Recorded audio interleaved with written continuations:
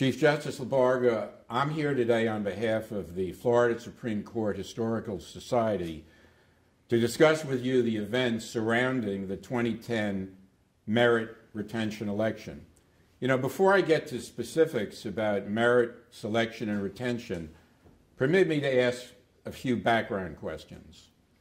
You know, your legal experience has really been incredibly diverse. Public defender, assistant state attorney, years of private practice where you litigated both civil and criminal cases, trial judge for like 13 years, and now Chief Justice of the Florida Supreme Court.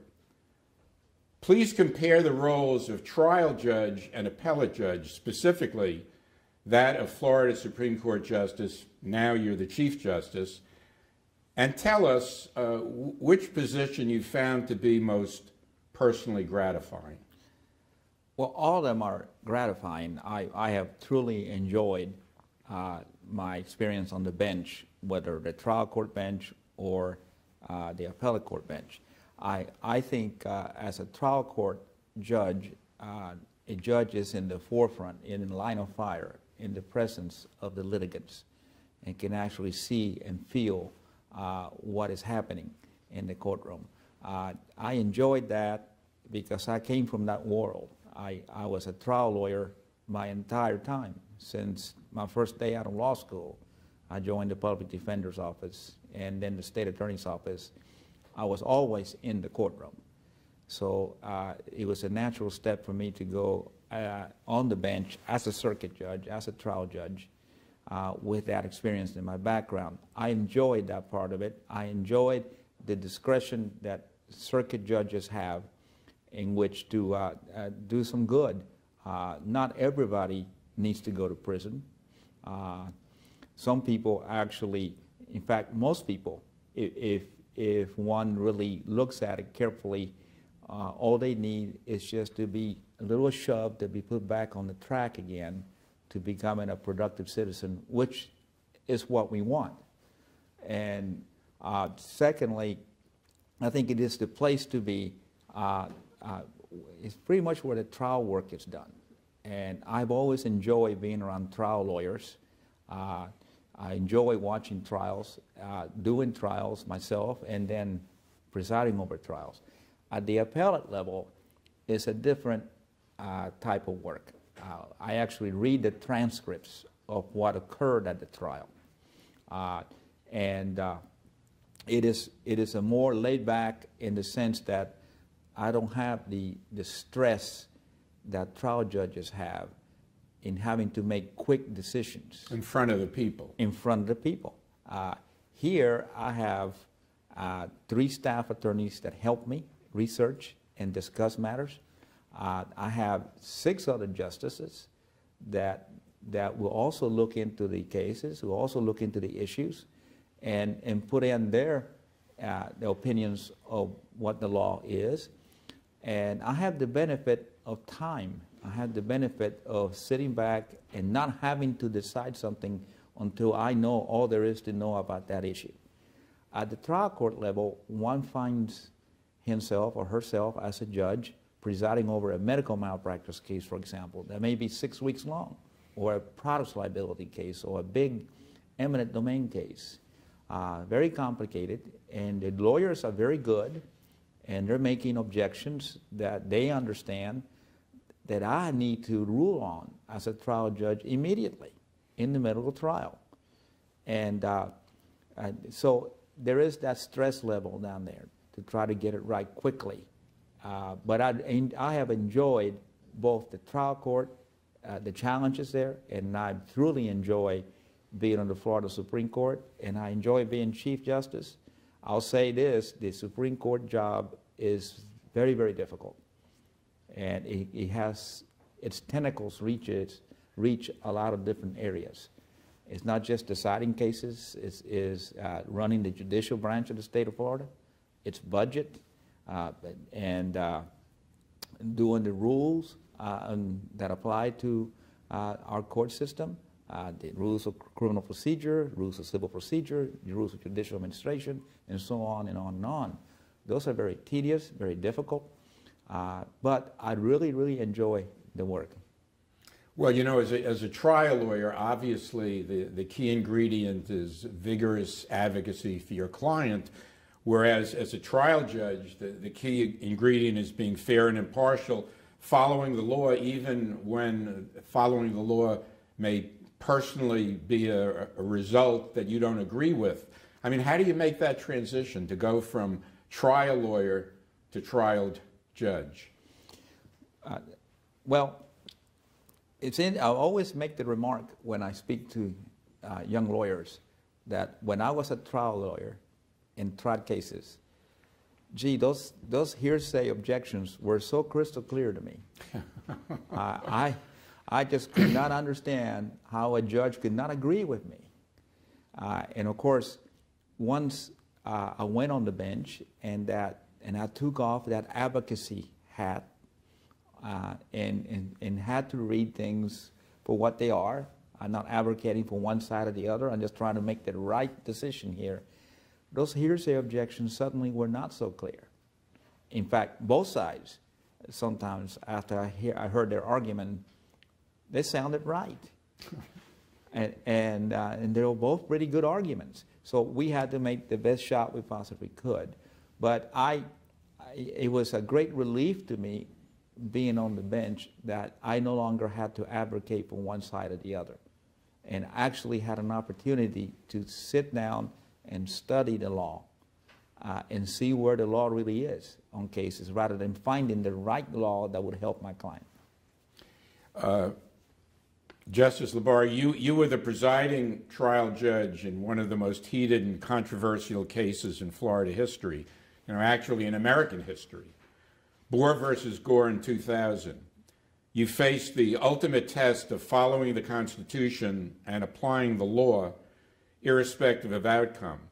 And we've heard through the media that you reportedly managed to irritate both Republicans and Democrats with your decision. Clearly a positive sign.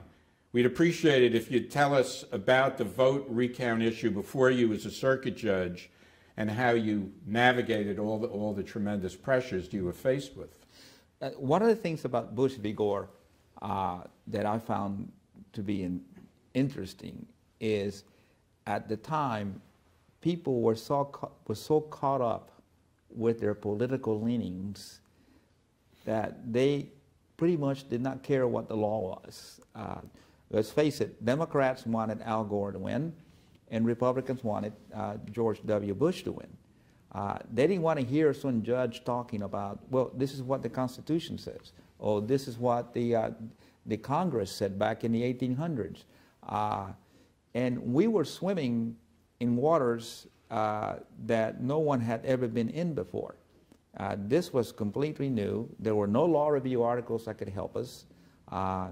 We were making new law in the country. No hanging Chad precedents. No, absolutely no hanging Chad precedents. And I thought Chad, prior to that date, was a country in Africa. I never heard of that word before. But people became incensed in that. And once I made my rulings in the case, and the case went on to the Florida Supreme Court and later on to the United States Supreme Court, those who felt that I did not rule in their favor were angry with me. And supposedly, from what I've heard later on, both parties thought that I ruled against them. And I heard from people telling me that, well, George, I hear that the Republican Party is not happy with you and they're looking for someone to run against you.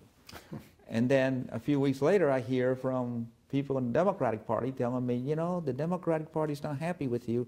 They're looking for someone to run against you too.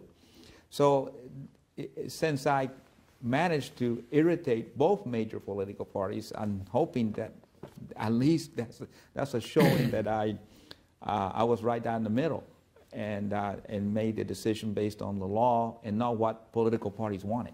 What was your reaction to the ultimate decision of the U.S. Supreme Court? Well, on Boer versus Gore. When I first heard it, it was surprising to me that they would stop the recount. But again, that's history, and that's the way that went. But we worked so hard on this recount business here in Florida that was the talk down below with me, and then later on at the Florida Supreme Court, and it gets to the United States Supreme Court, and they stop the recount. That was just my biggest surprise, but other than that... Surprised a lot of people. It surprised a lot of people, but that's history. Right. Well, let's get to the subject of merit selection and retention. Bush versus Gore was actually the poster child, in a way, of hot-button issues facing the judiciary, issues like abortion, Obamacare, same-sex marriage, death penalty, school vouchers. Assuming that a justice or appellate judge follows the law and the Constitution in Florida, should the ultimate decision reached in a controversial case be the key factor in a merit retention election? Well, I hope not. That type of mind think is reserved for the other two branches of government.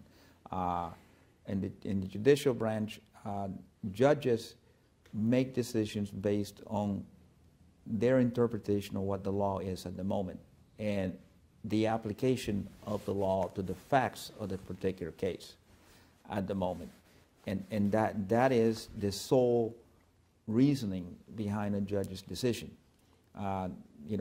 We don't think about, well, what does this party want us to rule, or what does this party want us to rule? The system is designed in a way where you have one branch of government that is supposed to be insulated from politics, and that is the judicial branch of government. It is expected for those in the other two branches, the executive, the governor, and the legislative branch, for them to behave in a political manner. It is absolutely all right, it's absolutely expected for members of the other two branches of government to call their party leaders and find out, well, which way do you want me to go with this issue? In fact, I say, I want my congressman or my representative in the state house or my senator or my governor, I would like them to contact their constituents and their leaders and party leadership and find out which way the wind is blowing on a particular case. That's expected, and it should be encouraged. That is the representative process. Imagine me sitting on the Florida Supreme Court, and I'm deciding whether or not to affirm or reverse a death penalty case, and have the justice call the leader of one political party, say his or her political party, and say, hey, listen, which way is politics blowing on that particular issue? Should I affirm this or should I deny that? What's going to be the popular decision? What's going to be the decision here? That is just unseemly. And so it would be highly unethical, obviously. Unethical and not what's intended.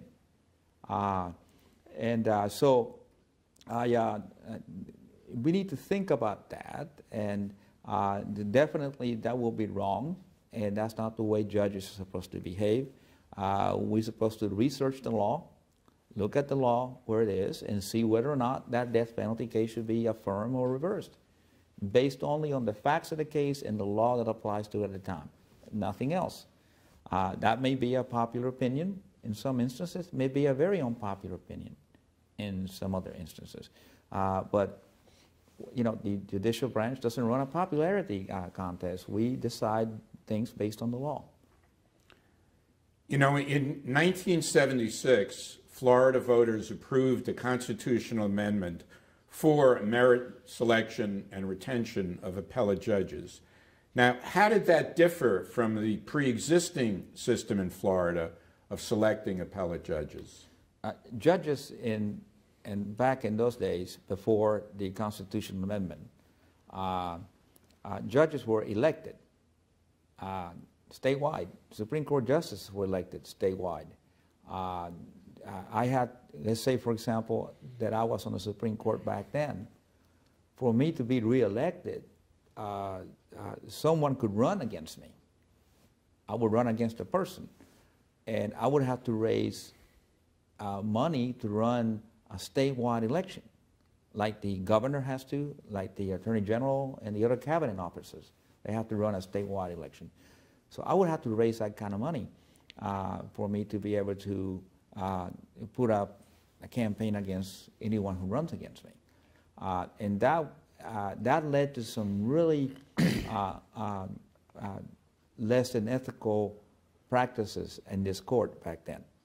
And there's a book written about it, about the Supreme Court as it existed back in those days. And 3 judges at that time were involved in a scandal involving their practices on this court. 2 of them resigned, and the other one was allowed to stay on the court only after he passed a mental evaluation or something like that. So based on that scandal,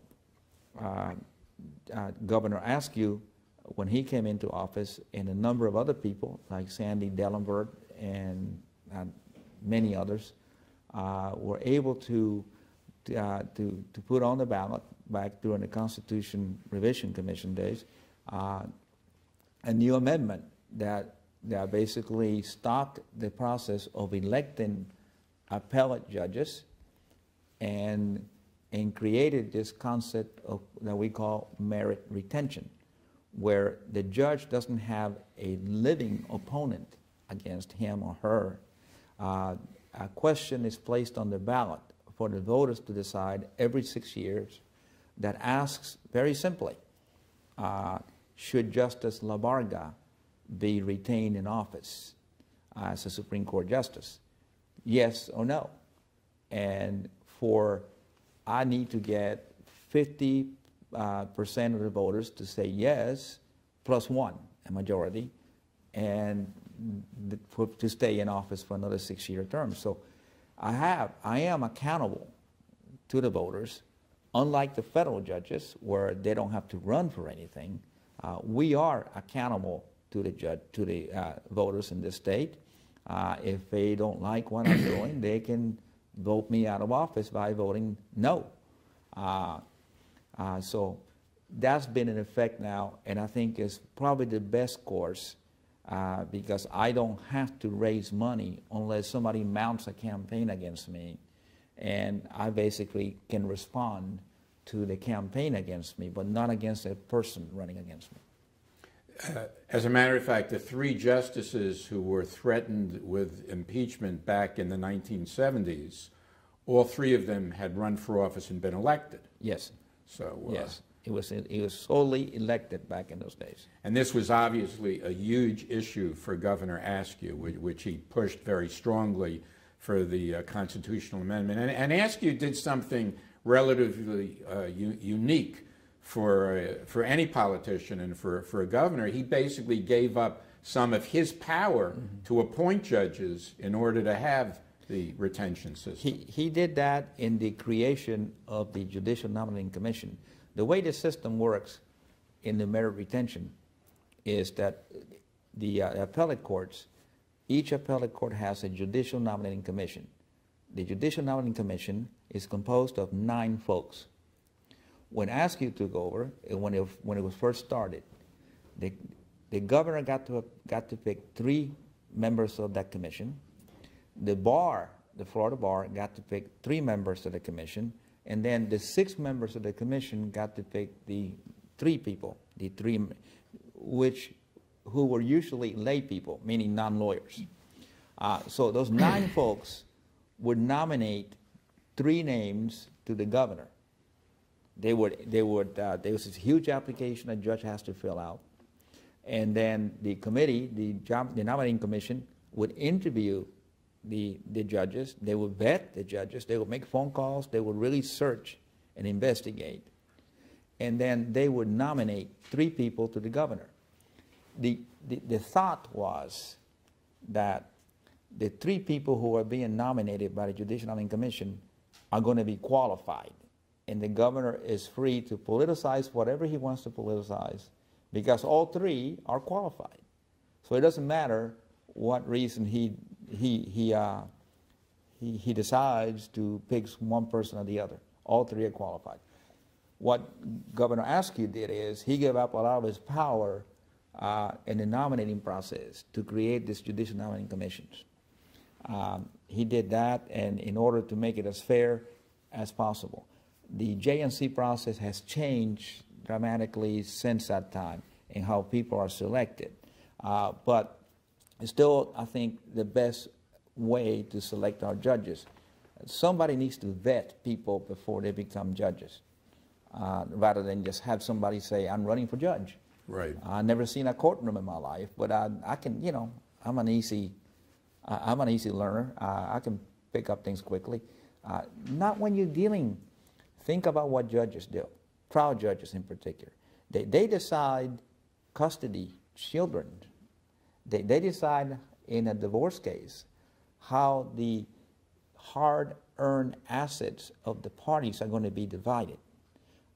Who gets to have custody of the child? Who gets visitation rights? In criminal cases, they decide whether someone should be sentenced to death or not. They decide whether someone should go to prison or not in many instances. They have some discretion.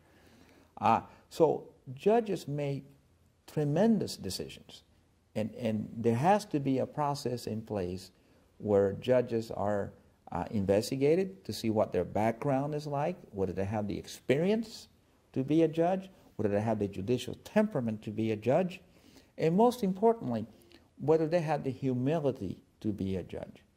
A judge has tremendous powers, and someone lacking in humility can abuse that kind of power.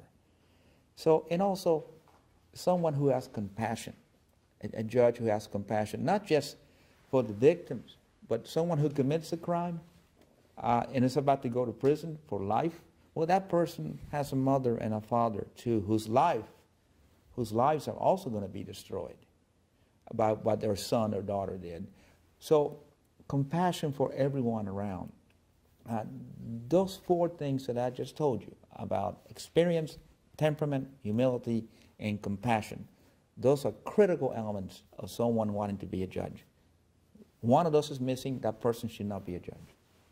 The argument is often made against elections of trial judges, which still exists in the state of Florida, where county judges, circuit judges can have an opponent run against them. And the argument is the average member of the public doesn't have a clue as to whether a judge has been a good judge or is not a good judge, other than perhaps polling. Would you like to see merit retention applied to trial judges as well?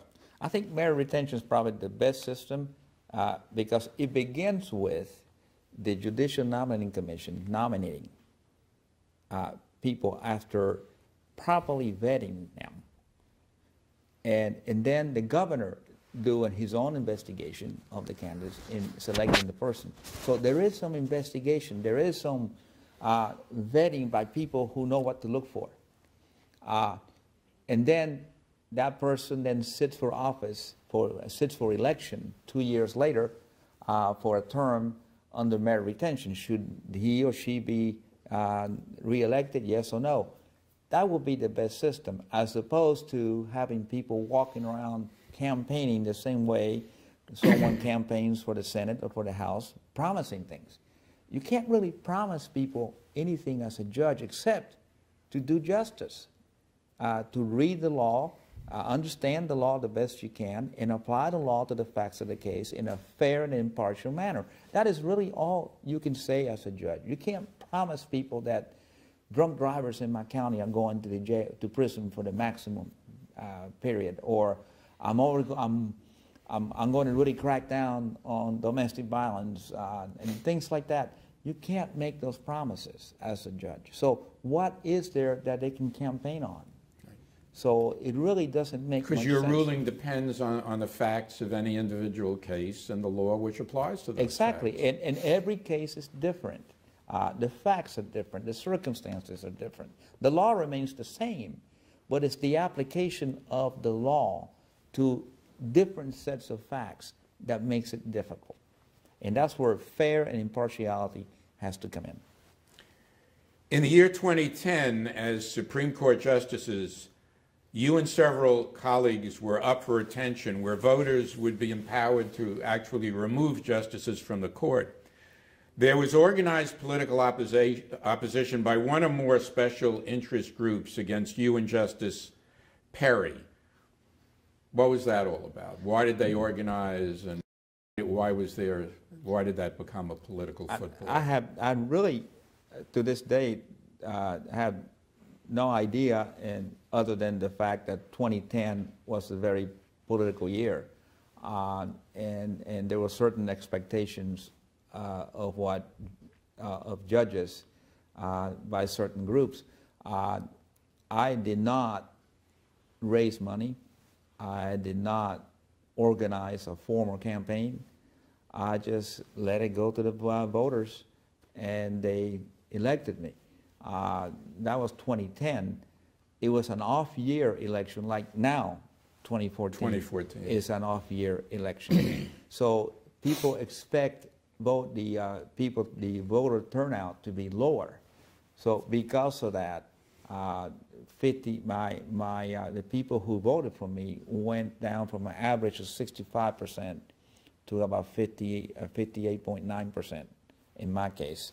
But I think I attributed that not so much that there was a mounted campaign, because it was just pretty much a blogging type of campaign. But I blame that on, so to speak, to the fact that there was just a very low voter turnout, and people who typically vote yes for judges did not go out to vote during that election cycle. Had that been in a presidential cycle, I think you would have seen a different percentage number. Supposedly the issue that they tried to politicize in 2010 had to do with a decision of the Florida Supreme Court removing from the ballot a constitutional amendment involving Obamacare. Right. And the court decided that the wording of the summary of the amendment was ambiguous, it was misleading, and that apparently got a very small group of people excited about it. Right. One of the jobs that we have as justices in the Supreme Court in proposed constitutional amendments, we're required, when asked to do so, to look at the amendments to see whether or not they are confusing or so to the average voter when they go out to vote. And that's all we look at. We do not look at whether it should pass or should not pass.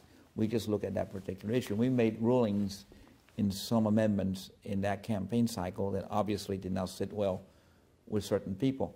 I do not know if I was the catalyst for the turnout or the campaigns against us, if there was one, but we made the best ruling we could at that moment in time, and obviously anger some people. But that's just part of the business of being a Supreme Court justice.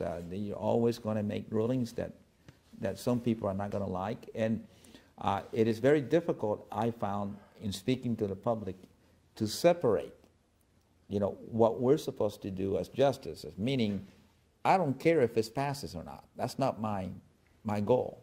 That's up to the people.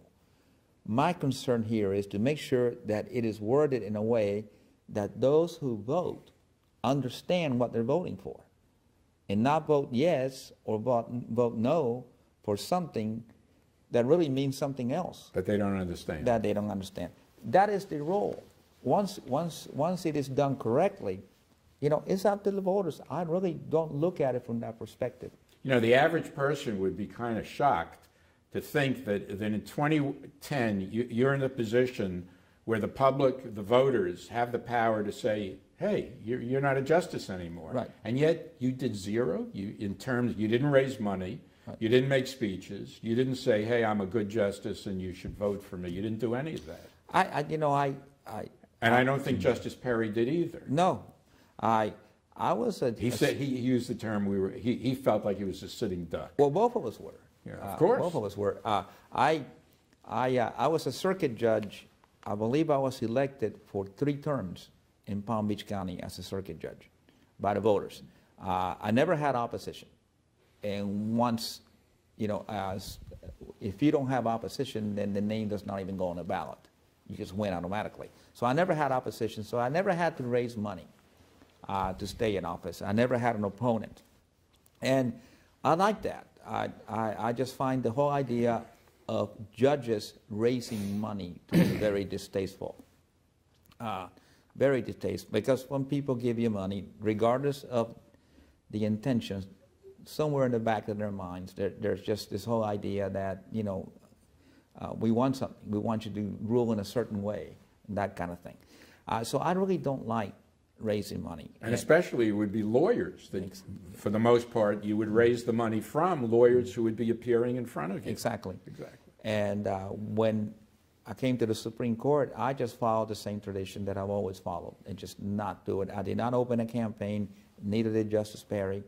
And we just said, you know, let the chips lie where they will. I mean, and so, fortunately, we stayed in office. Now, the next time that Justice Perry and I are up, obviously he can't run again, but the next time I'm up for office, for the election, will be 2016, which will be a... It'll be 2 years from now. With 2 years from now, which will be a presidential election year with great voter turnout. So it will be much more difficult for anyone to unseat us in those type of elections. But we'll see. I'm hoping that I don't ever have to raise money. It'll be my last time running for judge that I can within the age period that I'm allowed to sit on. So I'm hoping that at least this last time I don't have to go in that direction. There was a judicial earthquake, so to speak, in 2010 in the state of Iowa, where basically 3 decent, qualified justices on the Supreme Court of Iowa, there was a political movement against them because they on the issue of same-sex marriage, and they did pretty much what you and Justice Perry did. They didn't raise money, they didn't campaign.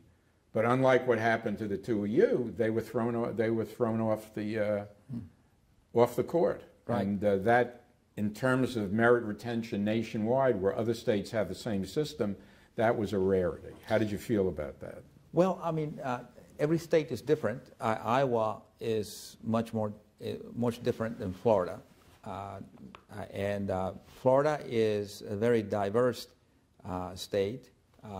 South Florida is much different than North Florida and Central Florida, and so on and on.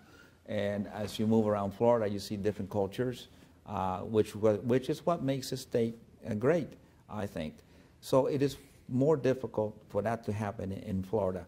But that's what happened in Iowa. The judges, and all I know is what I read in papers and magazines, the judges felt like I felt very strongly that it was not a good thing for judges to engage in political campaign and fundraising. So they just sat back and let things happen, like Justice Perry and I did. Fortunately, Florida, it didn't work in Florida, so we're still here.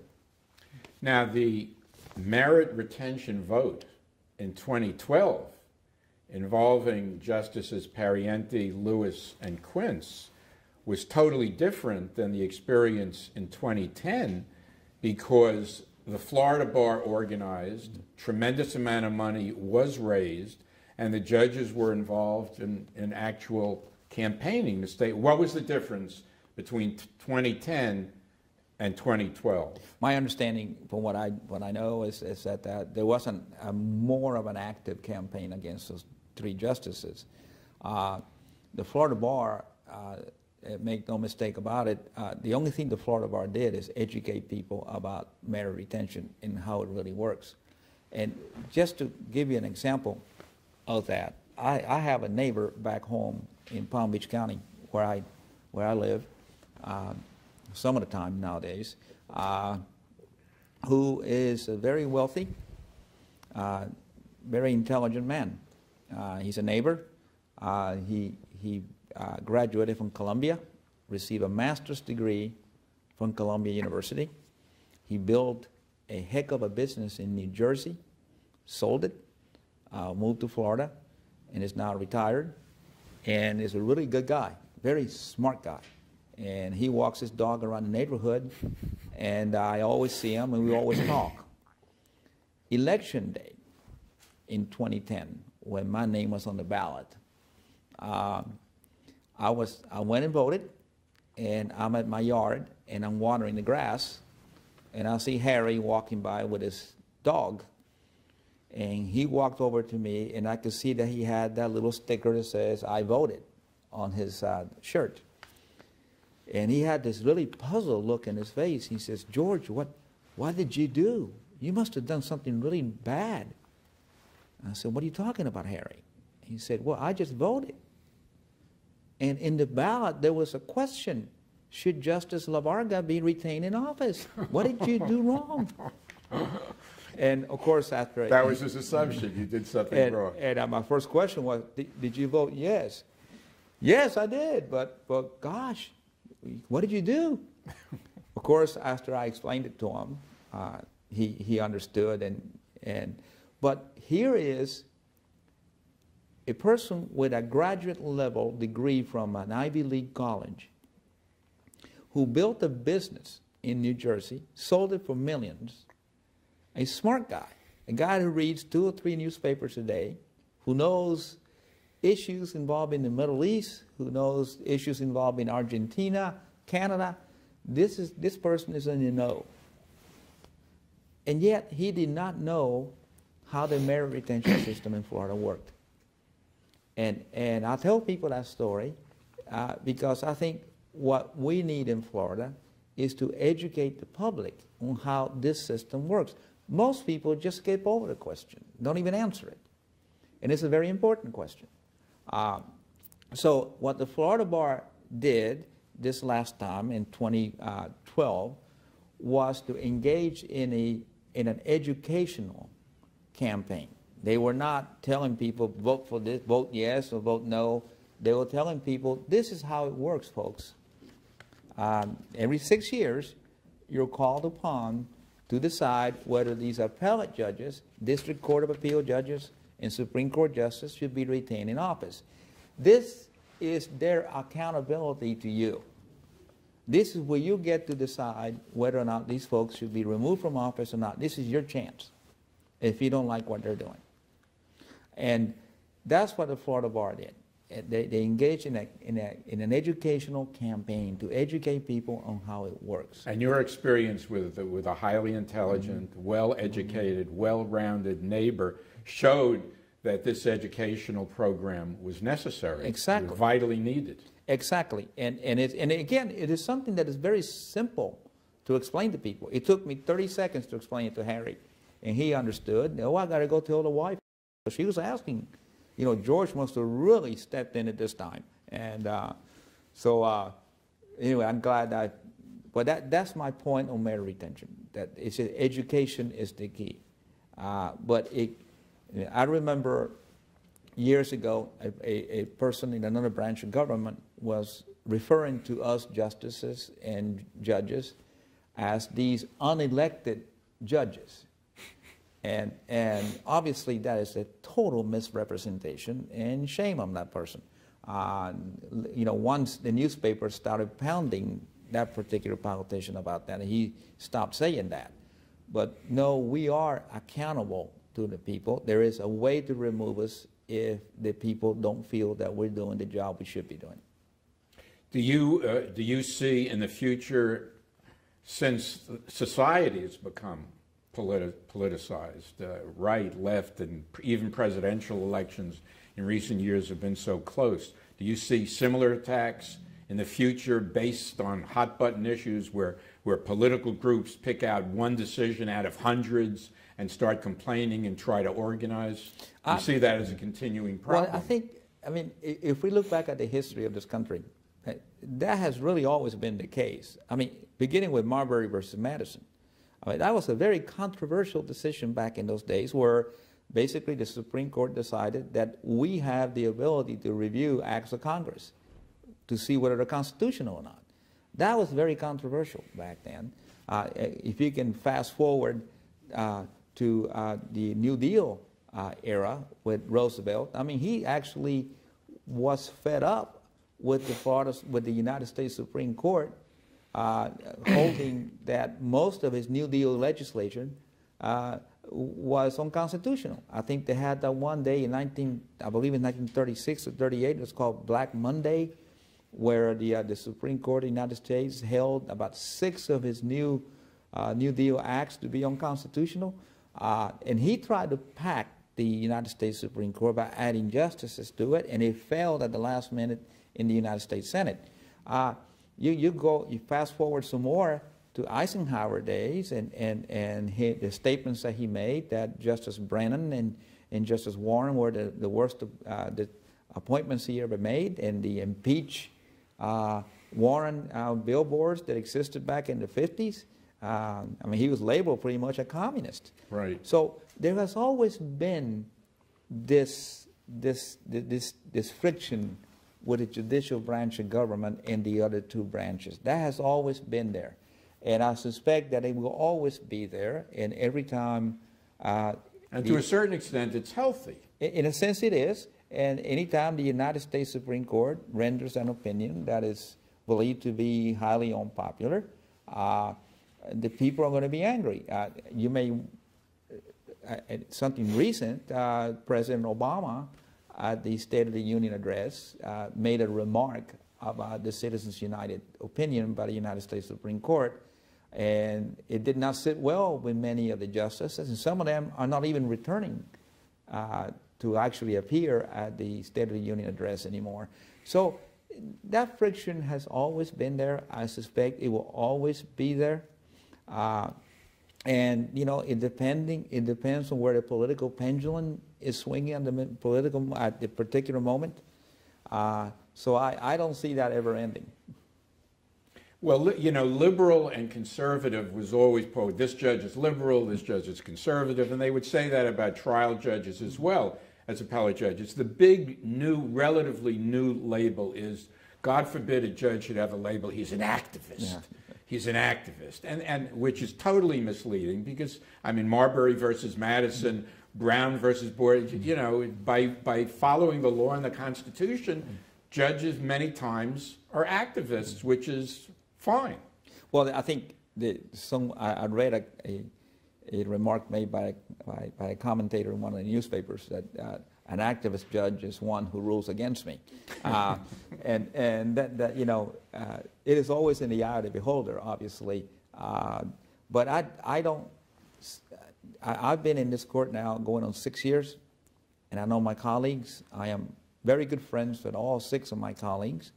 All of us disagree with each other from time to time on things, but I don't see any activism in our court. I mean, I think everybody tries to do the best job he or she can based on the facts and the law at the time. And we may disagree on the application of the law to a particular case.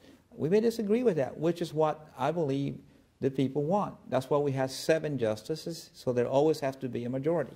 Same thing at the United States Supreme Court. There's 9 justices, so there's always going to be a majority. So that's why we have judges, and people disagree. You know, that's very interesting to outsiders in particular, because sometimes you'll read these opinions where there's a very, very strong dissent, and the dissent can almost be insulting. How in the world did the majority reach that ridiculous opinion? And yet you're able to maintain collegiality and get along with each other. I mean, Justice Poston and Justice Kennedy and I are the best of friends. We go to lunch 2 or 3 times a week. Yet they disagree with a lot of the things that I write, and I disagree with a lot of things they write. But it doesn't affect the personal. It doesn't mean that we can't be friends. We can't be cordial. Reasonable people can reasonably disagree. At the United States Supreme Court, you know, Justice Scalia is known for his sharp dissents, and I remember reading Justice O'Connell's one of her books, and when asked by a law clerk one time, "Aren't you angry about what he said about your opinion in his dissent?" and Justice O'Connell's response was, "It's just Nino being Nino," and I, you know, I guess that's the right attitude to have, because you can't be angry with people all the time. You don't have a Clarence Thomas on this court in the sense you don't have a justice who never asks a question during oral argument. I think we have, I think everybody asks questions in our court. We have obviously some justices who ask more questions than others. I have a different approach to oral arguments than the other justices. I actually, you know, when I prepare for them, for example, tomorrow we're going to have 2 oral argument cases. I was out to midnight last night getting ready for them. And I have questions written out already, but usually as the lawyers speak, they actually answer the questions for me. I don't ask them. But my approach is to let the lawyers argue their case. Is there 15, 20 minutes of fame up there before us? And if they have answered my questions, I'm not going to ask it just for the sake of talking. I want them to answer the question, to argue their cases. Critics of merit retention, and there really, in the legal profession, there aren't that many critics because most of them see the virtue in the system. But the critics of the system say, well, yeah, you've taken politics out of it in terms of direct elections, but there's really politics in terms of the judicial nominating commissions, how they're selected, and generally they're insiders, they're people who are very connected. Well, what's your response to that? Well, you know, I've always tell people that elections have consequences, and when the people of the state of Florida elect a governor or, you know, a representative or a senator, they do so, I fully expect, knowing that the governor is not going to just work on the economy. There are other things the governor works on. The governor gets to select members of the Judicial Nominating Commission who will nominate judges. And when one elects a governor, one does so with the expectation that he or she will select people for those nominating commissions that will nominate people of their political persuasion. I mean, it all boils down to the election process. And that's just the way that is. So when people go out to vote, people need to realize that the person they're voting for is not going to just work on one issue. It's that governor is going to be deciding who gets to be on the JNCs, who gets to be judges in the state ultimately, and so on. So that's where it's at. I believe people have a right to vote for whoever they want to, and the philosophy that that person's going to bring in selection of judges. People make that choice, and that's the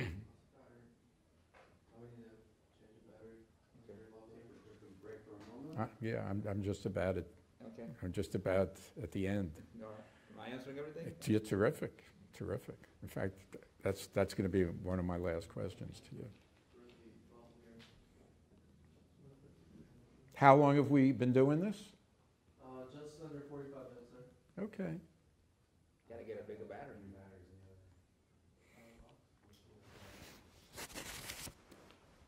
Susan, have I left out anything vital? You know, my wife will criticize me no matter what the hell I am. You know? Right, you know. Somebody has to. You need me? Batteries here too? No, just change the battery. You okay there? You can tell? Maybe a little over 45 minutes.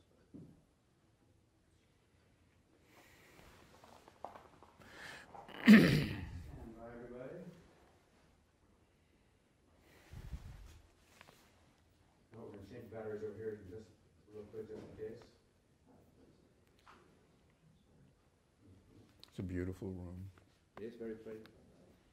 And the lawyers can sit here and watch the oral arguments on TV until their case. Your conference room is just super. And your whole suite. Yeah.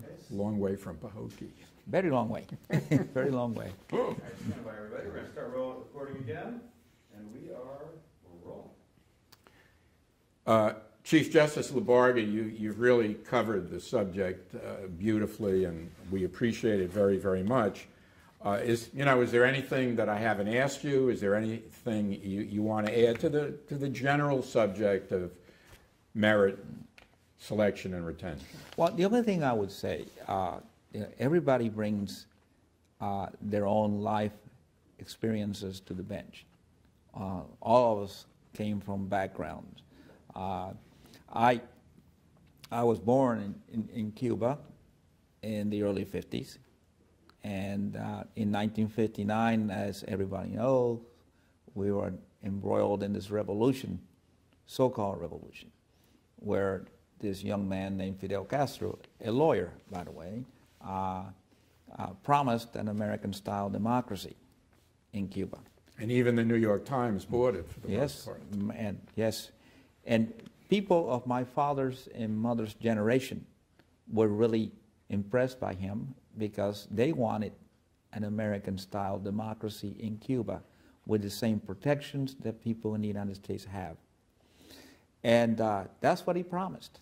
And I still remember, and when I make speeches, I tell people about this, vividly remember watching or helping my father tie a small Cuban flag to the antenna of his 1956 Chevrolet in 1959 when Castro came down from the mountains in victory with a grand promise of an American-style democracy. Sadly, a few years later, if that, that dream of American democracy turned into a Marxist nightmare. And my father had to flee the country, and my mother and my two brothers and I followed and came here. The point I'm making is that in 1948, the country of Cuba had a constitution, and that surprises a lot of people because for as long as they can remember, Cuba has been ruled by a guy with an ugly beard and a horrible tailor. But that constitution was practically identical to the Constitution of the United States, and it was in place.